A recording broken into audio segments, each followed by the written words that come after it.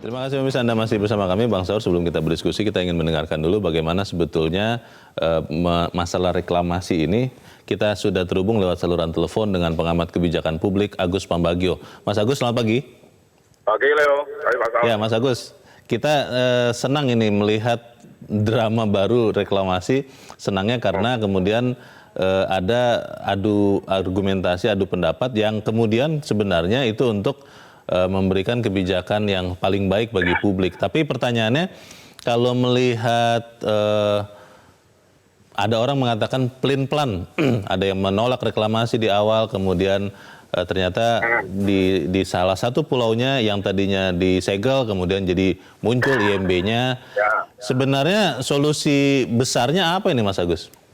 Solusi besarnya gini, urusan reklamasi ini layaknya, mohon maaf, bayi yang lahir itu cacat. Jadi dia selama hidupnya akan cacat. Makanya untuk itu, dinolkan saja. Nolkan artinya batalkan semua peraturan yang sudah ada, duduk semua bareng, ini mau diapakan. Karena kan sekarang, karena on and off gitu, sudah ada reklamasi, sudah ada IMB, terus tiba-tiba dibatalkan. Anda yang misalkan sudah taruh uang situ investasi, terus dibatalkan, marah nggak? Kan pasti marah. Nah, karena peraturannya itu berubah-ubah, sesuai dengan siapa saat itu yang berkuasa dan siapa yang melobi. Itu terus begitu on and off. Ya kan, ketika yang berkuasa cocok dengan melobi, berubah. Nanti ganti lagi, berubah lagi. Makanya sekarang duduk sama-sama, kunci. Karena ini sudah saya omongin 10 tahun yang lalu kali ya, atau lebih. Jadi kunci dulu kalau tetap yang ada dibuat yang baru begana. Itu nanti tergantung siapa yang berkuasa dan siapa yang melobi.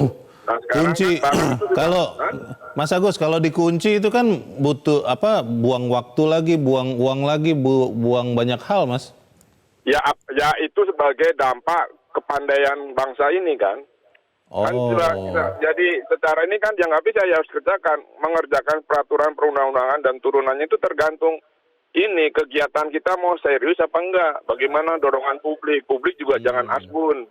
Dan dia harus terlibat langsung dan seterusnya. Karena nggak bisa kalau ini, karena yang sekarang kalau diteruskan pasti akan begini terus. Coba aja, saya udah berkali-kali ngomong, balik lagi. Nanti ganti gubernur, balik lagi, gitu terus. Tapi kebijakan yang terakhir kan Gubernur DKI Jakarta Anies Baswedan menggunakan dasar peraturan gubernur yang lama 2016 kalau tidak salah untuk menerbitkan IMB itu. Itu berarti kan masih berkekuatan hukum yang jelas juga, Mas Agus? Iya, tapi undang-undang yang lama, peraturan yang lama itu waktu bikinnya bagaimana? Siapa yang ngelobi? Coba dicari, ada pasti. Ya, yang menjadi persoalan sekarang adalah saya misalnya investor, karena menurut misalnya hari ini Anies bilang boleh, saya ngurus IMB dong. Saya taruh duit untuk bangun. Tiba-tiba nanti ganti direktur, ganti gubernur atau ganti presiden bahkan berubah lagi. Nah, saya kan boleh menuntut, yang itu yang terjadi selama ini. Sehingga soal keselamatan, soal lingkungan dan sebagainya terlupakan, cuman soal IMB bolak-balik, itu begitu berganti ke penguasa, begitu lagi muncul yang baru. Makanya saya katakan nolkan saja. Mas Agus, kalau ingat di masa lalu di Orde Baru kan ada yang namanya rencana pembangunan jangka panjang ya 25 tahun, ada yang 5 tahun. Untuk Jakarta ini tidak bisa dibuat seperti itu ya. Jadi siapapun yang menjadi gubernur, keputusan undang-undang atau perda itu tetap harus dihormati begitu, tidak bisa ya? Ya bisa, sangat bisa. Cuman persoalannya ketika yang berkuasa itu imannya tergoda atau enggak, ketika ada yang melobi pikir lumayan nih bisa buat ganti uang kampanye kan gitu kan selesai. Baik, karena Mas Agus sudah menyebut-nyebut iman, kita harus akhiri dulu karena pencerahan ini harus mengikuti perkembangan yang terjadi. Mas Agus, terima kasih ya sudah mencerahkan kami pagi ini. Selamat pagi, Mas Agus. Bang Saur, pertanyaannya bagaimana kita bisa membangun siapapun yang memimpin kalau kemudian peraturan itu bisa berubah-ubah di tengah jalan? Bagaimana, Bang? Ya, kalau peraturannya berubah dan ternyata itu tidak sesuai, kan sebetulnya kan peraturannya bisa dibawa ke Mahkamah Agung. Kalau dia itu kan bisa dibawa. Baik, kalau dianggap bertentangan ya? Ya, kalau ada uji, kan bisa diuji materi. Ya. Sebetulnya kan bisa, di mana dia. Ya kan, jadi pertanyaan berikutnya itu kan kalau kita nolkan, yang cacat ini kan memang hidup. Iya kan? Iya. Memang hidup. Artinya kan sudah terjadi, ada bangunan di sana. Iya, tadi sudah ada gambar kita lihat. Iya, kan 932 ya kemarin. Nah, karena Gubernur Anies Baswedan bilang bahwa itu sudah sesuai prosedur karena menggunakan dasar Pergub nomor 206 tahun 2016. Jadi boleh? Di satu pihak dia bilang kalau ini kan urusan biasa. Setelah disegel, lalu yang bersangkutan membereskan prosedur peraturan sesuai, bayar denda, ya IMB kita keluarin. Itu biasa. Jadi dia bilang ini kan soal yang biasa. Tapi kan katanya menolak reklamasi, Bang Saur. Ya makanya, jadi kan dibilang jawabannya narasinya adalah reklamasi itu satu perkara. IMB itu perkara lain. Oh, tidak saling terkait begitu? Ya, makanya kan sekarang kan makanya kan timbul persoalan. Yeah. Apakah dia terkait? Sekarang narasi yang dikemukakan itu adalah itu tidak terkait. IMB itu satu persoalan tersendiri bahwa dia sudah memenuhi syarat. Ya dikasih. Meskipun ada di atas pulau reklamasi. Iya, sekarang pertanyaannya adalah pulau itu adalah katanya Perda itu kan untuk peruntukan pulau itu. IMB itu adalah seperti biasa. Mas Leo mau bikin bangunan gedung gitu, ya minta izin IMB. Kalau nggak pakai izin ya disegel. Sekarang diurus izinnya, lalu bayar dendanya, bisa keluar. Ya keluar. Jadi ini dipandang dua perkara yang terpisah. Tapi publik kan nggak bisa terima ini. Iya, iya. Apa iya sesederhana itu? Tidakkah terjadi penyederhanaan yang menyebabkan terjadi penyalahgunaan? Kan itu kan pertanyaannya. Dugaannya bisa jadi seperti itu. Ya logis. Karena ketika disegel itu ada aksi kepublikan. Iya, tadi gambarnya Ya tadi heboh. kan, iya, 300 petugas. Tapi ketika IMB itu dikeluarkan, yaitu mencabut penyegelan tadi yang menjadi legal, tidak ada aksi kepublikan, maka timbul pertanyaan. Tapi kalau begitu, apakah memang tadi usulan Mas Agus Pambagio itu, Bang Saur, langkah yang bijak juga dinolkan itu kan berarti muncul ketidakpastian lagi untuk orang-orang yang sudah berinvestasi di sana misalnya? Iya kan, secara teoritis mengenolkan persoalan yang telah berkembang itu kan dipandang sebagai sebuah solusi yang bagus, mulai dari awal. Tapi apa iya? Apa ada kehidupan yang bisa dibikin mundur? Iya. Itu juga pertanyaan. Kan? Suruh berhenti dulu begitu ya? Kan itu kan pertanyaan juga. Karena itu kan kalau terjadi kekuasaan ekonomi di satu pihak berhadapan dengan kekuasaan politik di lain pihak, itu bagaimana menyelesaikan persoalan ini? Kan kalau turunan kekuasaan politik itu adalah kepastian hukum, lalu kalau turunannya di sini adalah kepastian berusaha, bagaimana itu harus dipersoalkan? Nah, pemerintah dalam perkara ini adalah gubernur, itu mestinya diberi keleluasaan yang lebih besar untuk menyelesaikan masalah-masalah secara efisien. Harusnya begitu. Eksekutif, pemerintah itu harus diberi keleluasaan yang lebih besar untuk menyelesaikan persoalan-persoalan. Akan tetapi keleluasan yang lebih besar harus disertai dengan pengawasan yang juga lebih besar. Kan itu persoalannya, perimbangannya. Kalau begitu untuk solusi yang jangka pendek ini, apakah memang kita terima bahwa IMB itu keluar karena katanya sudah beres, meskipun agak aneh juga karena dianggap tidak nyambung, tidak berhubungan dengan reklamasi, padahal itu kan bangunan semua ada di atas pulau reklamasi, atau memang ya sudah dibekukan dulu seperti tadi usulan Mas Agus. Tahan dulu Bang Saur, kita akan jeda dulu, dan pemirsa inilah tetaplah bersama kami, Editorial Media Indonesia segera kembali.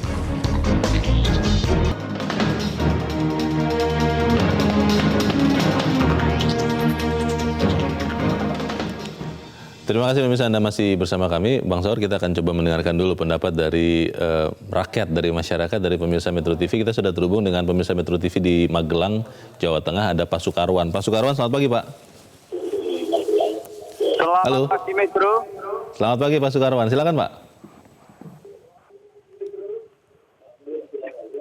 Ya begini ya, mestinya para pejabat siapapun itu harus belajar dari nenek moyang.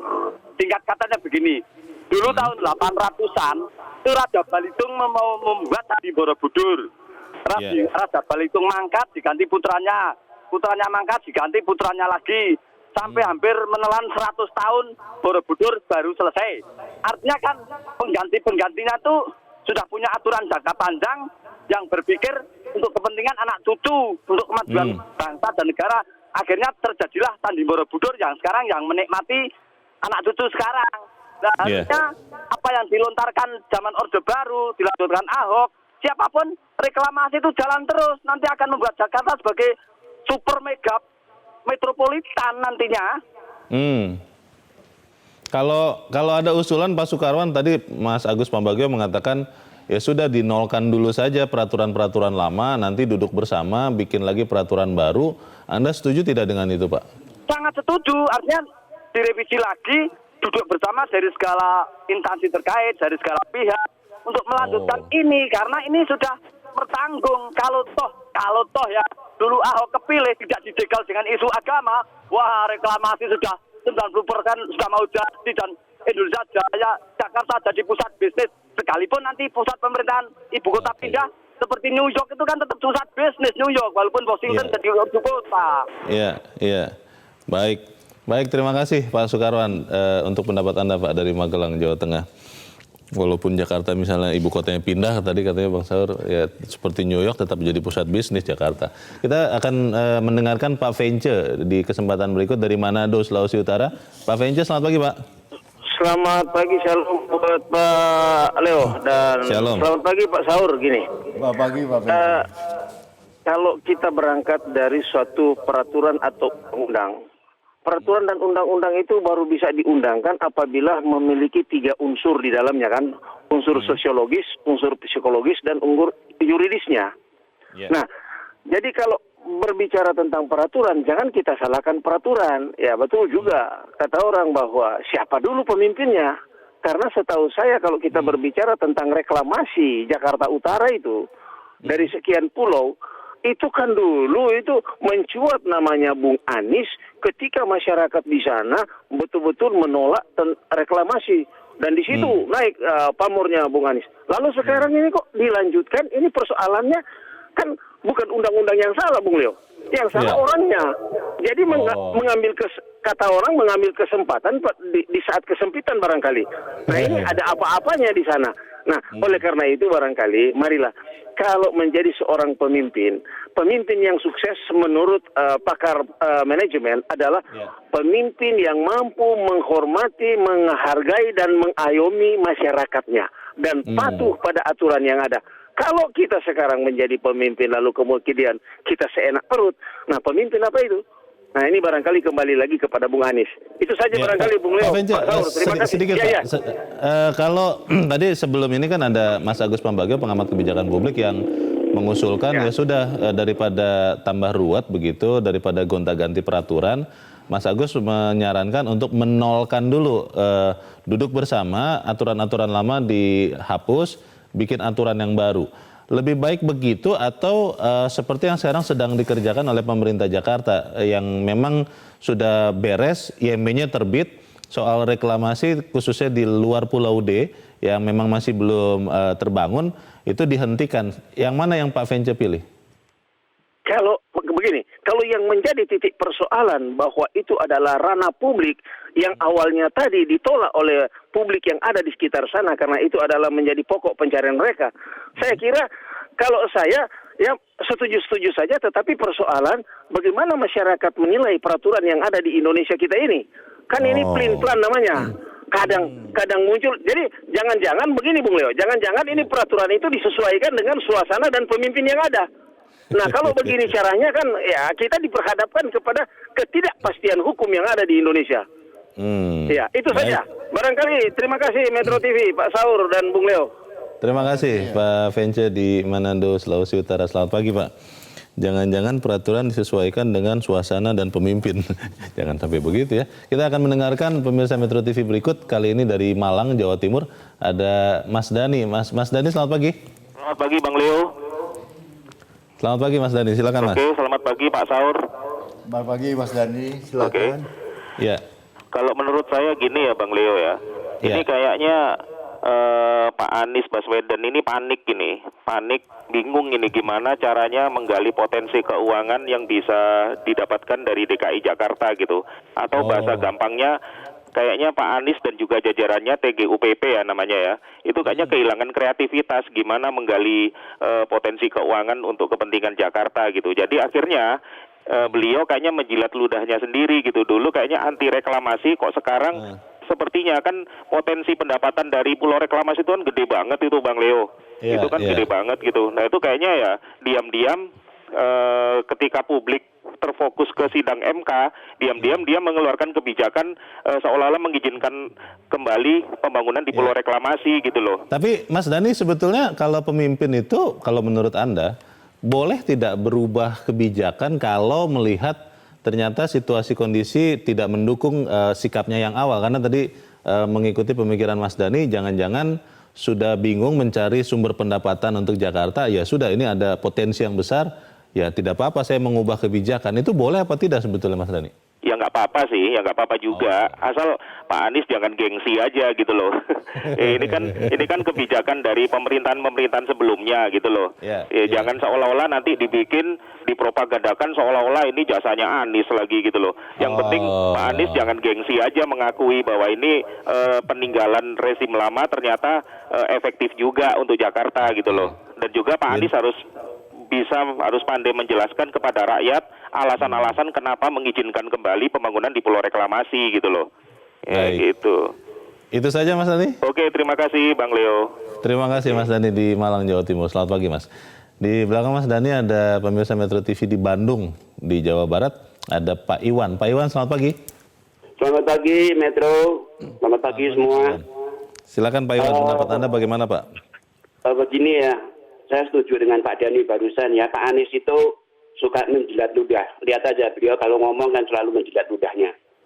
Saya sebenarnya nggak ada kepentingan soal reklamasi ya. Karena apa itu saya orang Bandung, saya lebih berfokus pada pembangunan Jawa Barat ya. Ya. Jadi begini, harusnya ya kan, kita menghargai juga para pengembang yang sudah mengeluarkan duit. Itu kita hargai. Jadi jangan dipermainkan mereka sebagai ATM gitu. Waktu beberapa bulan, hampir setahun yang lalu ya kan pernah heboh. Bapak kita Gubernur Batavia ini kan pernah mengadakan pertemuan dengan para Taipan di Hambalang. Nggak tahu benar, nggak tahu enggak. Saya pernah nulis di Facebook ya. Ini pertemuan Wani Piro. Saya yakin pasti akan ada jalan keluarnya karena pemimpin itu ya, ada pemimpin karnivora dan ada pemimpin herbivora. Herbivora itu kan pemamah biak. Kalau pemimpin yang dulu itu karnivora, jadi yang nggak benar disikat langsung dimasukin tinja. Tapi kalau pemimpin herbivora itu menyikat tapi dimamah terus. Pada waktunya nanti dikeluarin lagi, dinikmati lagi hasilnya itu. Tapi intinya begini Pak Iwan, untuk soal reklamasi dan soal IMB, itu Anda setuju tidak kalau kemudian IMB di Pulau D yang hasil reklamasi itu dia karena sudah menyelesaikan membereskan masalah-masalah, akhirnya segel dicabut dan IMB keluar. Sementara untuk pulau-pulau selain Pulau D, karena menurut beberapa pihak masih belum beres perizinannya, reklamasinya ya tetap dihentikan. Bagaimana Pak Iwan? Kalau masalah itu ya, itu tergantung dari lapangannya. Kalau memang sudah diuruk, itu kan sudah keluar duit pengembang ya kan. Nah itu aturan ya, di atasnya ya. Iya, itu aturan baru harus dilaksanakan. Misalnya IMB harus dipenuhi juga, tapi tidak boleh misalnya di stop terus dibiarkan terkatung-katung. Itu kan namanya merugikan orang lain, itu nggak bagus itu. Jadi kalau memang mau dimanfaatkan ya kan, aturan harus jelas. Kalau IMB ya IMB, berapa IMB-nya, duitnya kemana. Jadi jangan istilahnya memamah biak tadi itu disikat, tapi dikeluarkan lagi, dihitung-hitung lagi untung ruginya untuk 2024. Oke. Jadi janganlah membuat aturan seenaknya gitulah. Sebagai pemimpin itu harus benar-benar memikirkan Apa adanya kepentingan ya. orang banyak gitu. Pemimpin harus apa adanya, bukan ada apanya ya Pak Iwan ya. Iya betul, ya itu tadi jangan Baik. menjadi pemimpin memamah biak. Kelihatannya main Oke. sikat, nanti Baik. dikeluarin lagi wanita Terima lu. kasih. Gitu. Terima kasih Pak Iwan di Bandung, Jawa Barat. Selamat pagi Pak. Sampai pemimpin memamah biak, saya baru tahu ada spesies itu Bang Saur. Bagaimana Bang? Para pemirsa melihat dengan cukup jernih ini masalah reklamasi. Menurut Bang Saur bagaimana? Iya kan ada beberapa yang disampaikan. Yang pertama bilang, ya nggak usah lah gengsi-gengsian. Kalau memang peraturannya tuh yang dibuat oleh Ahok bagus, ya sudah bilang kita laksanakan itu. Oke. Kan terus terang saja, kan begitu. Iya. Lalu yang kedua bilang ya kalau jadi pemimpin ya jangan menjadi pemamah biak kan. Kan dikunyah seperti tapi nggak pernah ditelan-telan kan. Dikeluarkan nanti dikunyah lagi. Kan? Oke. Iya kan. Iya, iya. Tapi akhirnya kan kalau ada peraturan yang tidak benar, ya baiklah itu diuji. Iya. Kan begitu. Kedua, tadi kan jelas sekali jangan sampai merugikan pihak yang telah melakukan investasi. Kan tadi supaya ada kepastian berusaha. Iya. Nah, ada pertanyaan yang serius. Apakah benar Gubernur Anies Baswedan sudah kehilangan kreativitas untuk mencari sumber pendapatan? Tadi dugaan Mas Dhani dari Malang itu. Lah iya. Itu kan jadi reklamasi di satu pihak, IMB yang sekarang dikasih itu memang melahirkan banyak pertanyaan. Iya, iya. Ya kan? Karena Jadi harus ditepis ini dengan jawaban-jawaban, tingkatkan tindakan yang memang membantah itu semua. pertanyaan besarnya sebenarnya begini, Bang Saur. Kembali tadi ke pertanyaan saya. Bagaimana kita bisa tidak sih kita punya grand design begitu, katakanlah untuk Jakarta, sehingga siapapun yang memimpin, grand design ini tetap dipenuhi. Karena kalau kemudian ya seperti zaman dulu ganti menteri, ganti kebijakan, ganti gubernur, ganti aturan, kan repot juga ya. Tapi kita harus bahasnya selepas jeda. Bang Saur dan pemirsa tetap bersama kami. Editorial Media Indonesia segera kembali.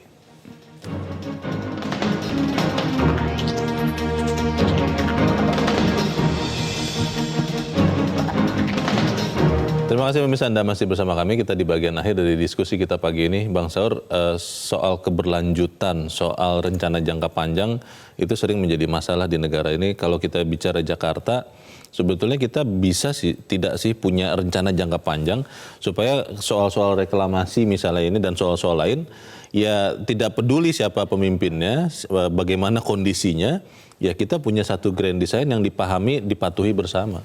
Ya bisa dengan rencana tata ruang yang dijadikan perda. Oh, Kan kalau perda kan produk bersama eksekutif dan legislatif. Iya. Kan eksekutif tidak bisa mengubah sesukanya. Tapi kalau peraturan gubernur kan dia bisa mengubahnya. karena hanya dikeluarkan oleh eksekutif. Iya, tapi kalau itu terjadi dan bertentangan dengan perda atau undang-undang di atasnya kan bisa juga dibawa ke Mahkamah Agung. Tapi pertanyaan besarnya kan sekarang ini adalah mau kemana Jakarta dibawa oleh Gubernur Anies Baswedan? Yang sekarang ini ya. Kan itu kan pertanyaan Iya, besarnya. Iya. Arah kebijakan itu yang sebenarnya menjadi persoalan. Pertama, misalnya kemarin datang dari daerah masuk ke Jakarta tidak perlu ada operasi justisia. Boleh Anda mau jadi warga Jakarta, Iya. Anda masuk boleh karena itu kan dipandang oleh Anies Baswedan sebagai diskriminasi terhadap kota lain, daerah lain. Jadi bebas Anda masuk. Yang tidak bebas itu Anda menjadi penduduk. Iya. Itu kan contoh. Orang juga mempersoalkan misalnya mengenai ketertiban di Tanah Abang. Nah sekarang mengenai reklamasi versus IMB. Iya. Jadi ada pertanyaan besar memang, mau kemana sih dibawa Jakarta ini? Dan ada benchmark memang. Jakarta ini kan selalu ada benchmark. Iya. Orang mau bilang Ali Sadikin, Iya. orang mau bilang Ahok. Iya. Jadi supaya gubernur ini mendapatkan apresiasi juga atas tindakan-tindakan dia yang benar, Iya. maka dia harus lebih berterus terang. Harus dengan transparansi yang lebih luas. Ini dalam kasus IMB ini kan dia cuma mengeluarkan keterangan tertulis. Kan Gubernur Anies Baswedan punya TGUPP itu Bang yang hampir 80 orang itu? Ya apapun namanya, pada akhirnya mereka kan bukan pengambil kebijakan. Oh. Apapun namanya kan mereka bukan penanggung jawab kebijakan. Oke. Yang dipilih rakyat itu kan gubernurnya. Iya. Sama aja sekarang kan kenapa dibiarkan sebegitu lama posisi wakil gubernur kosong. Itu kan semua pertanyaan besar. Mau dibawa kemana di Jakarta? Iya. Dan dalam hal ini tentu tidak selalu urusannya Gubernur Anies Baswedan. Misalnya menyangkut wakil. Iya. Setelah Sandiaga Uno dijadikan cawapres, kenapa nggak diisi? Tapi itu mungkin bukan saja urusannya Anies, tapi itu urusannya Gerindra dan PKS. Jadi kemana sih? Kalau dalam kaitan dengan drama reklamasi ini Bang, editorial mengusulkan hal seperti apa? Apakah memang IMB yang sudah keluar ya sudah jalani atau seperti apa sebetulnya? Kepastian hukum itu memang adalah hal yang harus dipertaruhkan. Maka kalau hukum-hukumnya itu peraturannya sudah benar, tidak perlu dilakukan judicial review, ya sudah, jalanlah. Siapapun yang membuat itu, apakah itu produk rezim lama, pemerintah lama. Tapi yang kedua kepastian berusaha. Ini kan di sini adalah urusan negara, di sini adalah urusan privat. Dan kembali, seban-kali ada barang publik yang menjadi barang privat, akan timbul perselisihan. Itu pasti udah. Karena itu kan dia mesti dikelola, dijelaskan dengan transparansi dan akuntabilitas. Ada 932 bangunan sudah didirikan berdasarkan izin yang lama. Lalu sekarang dibiarkan sudah setahun. Nah, sekarang dikeluarkan. Apa sebab? Apa dasarnya diberi izin? Harus ada pertimbangan itu dijelaskan. Iya, kan yang dikatakan sekarang adalah bahwa ketika dia tidak memenuhi syarat, tidak memenuhi prosedur, dia disegel. Setelah dia memenuhi persyaratan semua sesuai prosedur sampai termasuk dibawa ke pengadilan dan membayar denda, ya izin dikasih. Segel dicabut, IMB keluar. Sesederhana itu persoalan di dalam menyelesaikan perkara ini. Tapi harus dijelaskan. Ya, karena apa? Karena sebelumnya kan yang namanya IMB itu hanya bagian kecil dari pulau besar yang bernama reklamasi. Iya. Jadi intinya seperti itu ya Bang, ya, bahwa komunikasi keterbukaan itu harus dikedepankan. Iya, jadi kebijakan praktisnya itu harus juga diiringi dengan kebijakan etisnya. Baik. Iya kan? Baik. Jadi yang penting adalah bagaimana kata dan perbuatan berjalan seiring ya. Iya, soal integritas juga. Baik. Semoga itu yang akan segera kita lihat. Bang Saur Huta Barat, terima kasih Bang sudah hadir di sini. Selamat pagi. Selamat pagi. Pemirsa, kepastian hukum dan keterbukaan sangat dibutuhkan terkait dengan reklamasi, termasuk soal penerbitan izin mendirikan bangunan di Pulau D. Salah satu bentuk keterbukaan adalah Gubernur Jakarta Anies Baswedan memberikan penjelasan atas episode baru drama reklamasi.